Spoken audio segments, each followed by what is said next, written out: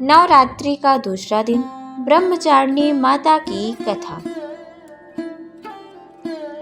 माँ दुर्गा की नव शक्ति का दूसरा स्वरूप ब्रह्मचारिणी का है। यहाँ ब्रह्मा का अर्थ तपस्या से है। माँ दुर्गा का यह स्वरूप भक्तों और सिद्धों को अनंत फल देने वाला है। इनकी उपासना से तप, त्याग, वैराग्य, सदाचार और संयम की वृद्धि होती है। ब्रह्मचारिणी का अर्थ तप की चारिणी यानी तप का आचरण करने वाली देवी का यह रूप पूर्ण ज्योतिर्मय है और अत्यंत भव्य है। इस देवी के दाएं हाथ में जप की माला और बाएं हाथ में कमंडल धारण किए हैं। पूर्व जन्म में इस देवी ने हिमालय के घर पुत्री के रूप में जन्म लिया था और नारद जी के उपदेश से भगवान शंकर को पति के रूप में प्राप्त करने के लिए घोर तपस्या की थी। इस कठिन तपस्या के कारण इन्हें तपश्चरणी अर्थात ब्रह्मचारिणी नाम से अभिहित किया गया। 1000 वर्ष तक इन्होंने केवल फल फूल खाकर बिताए और 100 वर्षों तक केवल जमीन पर रहकर शाक पर निर्वाह किया। कुछ दिनों तक कठिन उपवास रखे और खुले आकाश के नीचे वर्षा और धूप के घोर कष्ट सहे। 3000 वर्षों तक टूटे हुए बिल्वपत्र खाएं और भगवान शंकर की आराधना करती रहीं।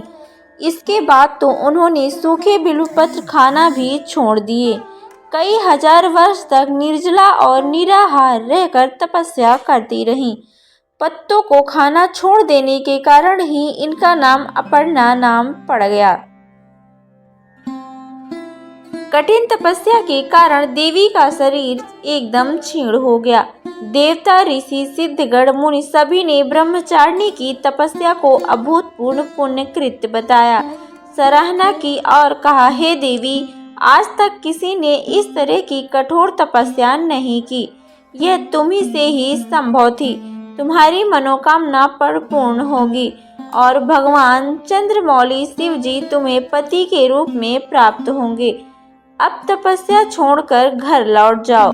जल्द ही तुम्हारे पिता तुम्हें बुलाने आ रहे हैं। इस देवी की कथा का सार यह है कि जीवन में कठिन संघर्षों में भी मन विचलित नहीं होना चाहिए।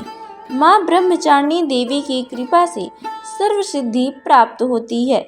दुर्गा पूजा के दूसरे दिन देवी के इसी स्वरूप की उपासना की जाती है। तो ये थी माता ब्रह्मचारिणी की कथा। अगर आप माता ब्रह्मचारिणी के सच्चे भक्त हैं तो वीडियो को लाइक और चैनल को सब्सक्राइब करना मत भूलिएगा और कमेंट में जय माता दी जरूर लिख दीजिएगा। धन्यवाद।